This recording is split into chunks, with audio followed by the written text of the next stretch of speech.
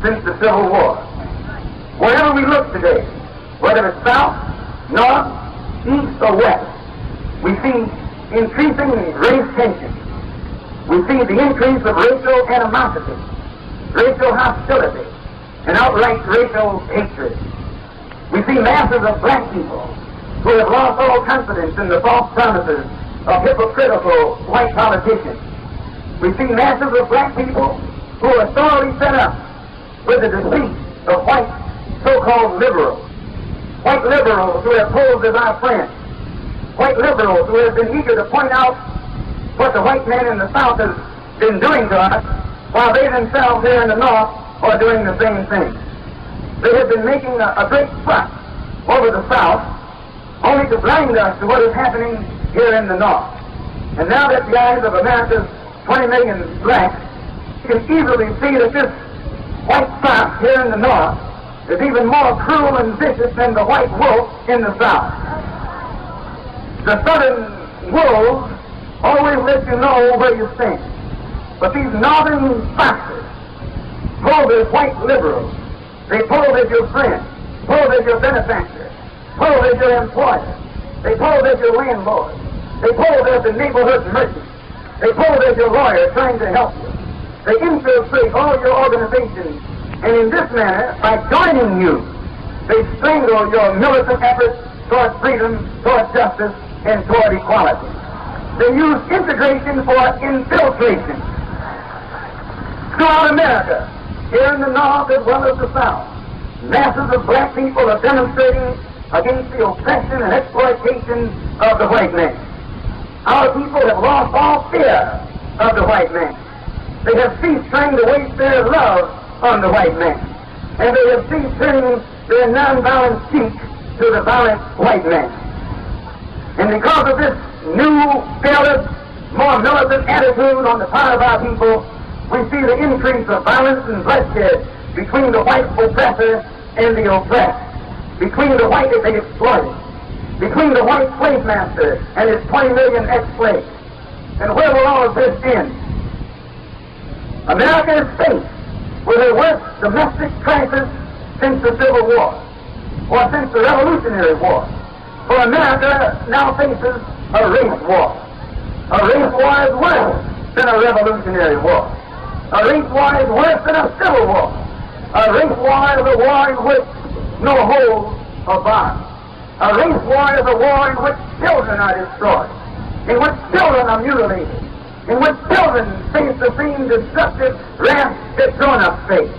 A race war is the worst war that you can conceive. And this war, race war that is coming upon the head of the white man, is something that he is bringing down upon himself. The entire country is on the verge of erupting into racial violence and bloodshed, simply because 20 million ex-slaves are demanding freedom, justice, and equality here in America from their former slave masters.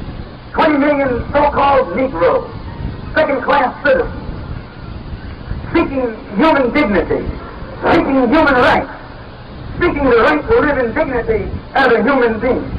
And rather than give genuine respect and recognition to your cry for human rights, the American white man answers your nonviolence with violence.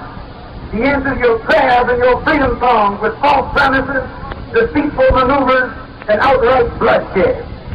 According to what we are taught from the white man's textbooks and his schools, the Revolutionary War and the Civil War were two wars fought on American soil, supposedly for freedom and democracy.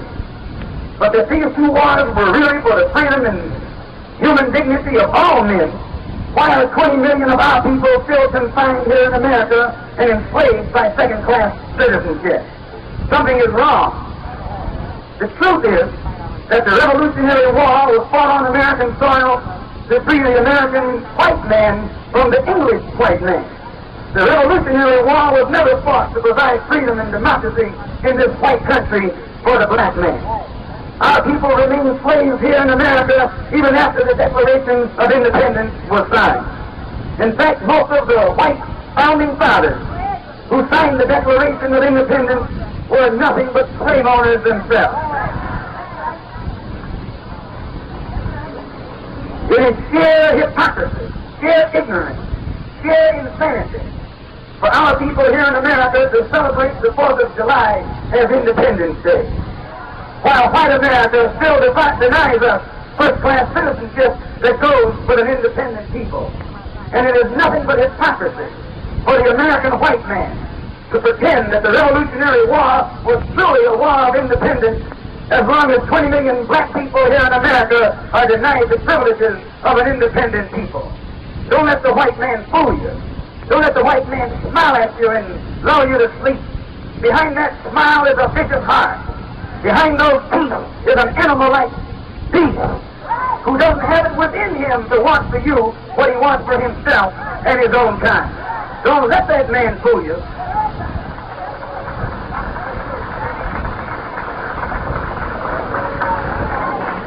When you look at that man, you're supposed to see him for exactly what he is. And if you want to know what he is, examine his deeds. Forget his words. He got a whole lot of pretty sounding words. What's his deeds? His deeds are like the deeds of a snake, the deeds of a serpent, the deeds of a dragon, the deeds of a reptile, the deeds of a beast. Why, nothing but a race of beasts would take dogs and stick them on little black babies. Nothing but a race of beasts will stick dogs on black children and black women. Nothing but a race of beasts. And it is these deeds today that's causing the wrath of God to come down upon the head of the white man. And when you see him as he is and see how much hell he's taking, you're out of his mind to want to be with him. You're out of his mind you're out of your mind to want to integrate with him. And you're really out of your mind if you take time to forgive him and ask God to have mercy on him. No, ask God to judge him. Ask God to do unto him as he has done unto you.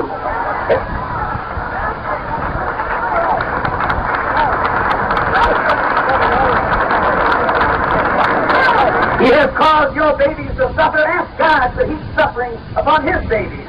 He has caused your women to suffer. Ask God to heap suffering on his women. He has caused all of our people to suffer. You can't deny that. You may not like my saying it, but you can't deny it. Why, you got scars and knots on your head from the top of your head to the bottom of your feet. And every one of those scars is evidence against the American white man and his inhumanity to man. The Civil War was also fought on this continent. Not to free the black slaves, that is commonly taught in the white man's school, but the Civil War was actually fought to preserve the Union, preserve this country, keep it intact for white people. It wasn't fought to set you free. It wasn't fought to give you some kind of emancipation. It wasn't fought to make you a citizen. It wasn't fought to give you civil rights. It wasn't fought because they respected you and loved you as a human being. It was fought out of greed. It was fought out of selfishness. It was fought to keep this country intact for their own white selves. In essence, this only means that the American white man fought the Revolutionary War to get this country for himself. And he then fought the Civil War to keep this country intact for himself. And today, he will now fight a race war to keep from having to share this white country on an equal basis with anyone else but his white self, especially on an equal basis with his 20 million former slaves. So again I ask, where will all of these demonstrations end? And who dares to say that our people are not justified by demonstrating their resentment over the injustice and mistreatment that our people have suffered these 400 years at the hands of this cruel, inhuman American white man? We have nothing to lose but our shame. We have nothing to lose but the hell we experience every day living here in these rat-filled slums. And as I mentioned at our rally a couple of weeks ago, the worst housing conditions in every city in America always exist in the so-called Negro community. Yet the white liberals who own these run-down houses force us to pay the highest rent. And that's who owns these houses. White liberals, your white friend, your white benefactor, your white buddy who joined your integrated organization. That's the white man who's your landlord. That's the white man who is choking you and robbing you and exploiting you. That blue-eyed thing that walks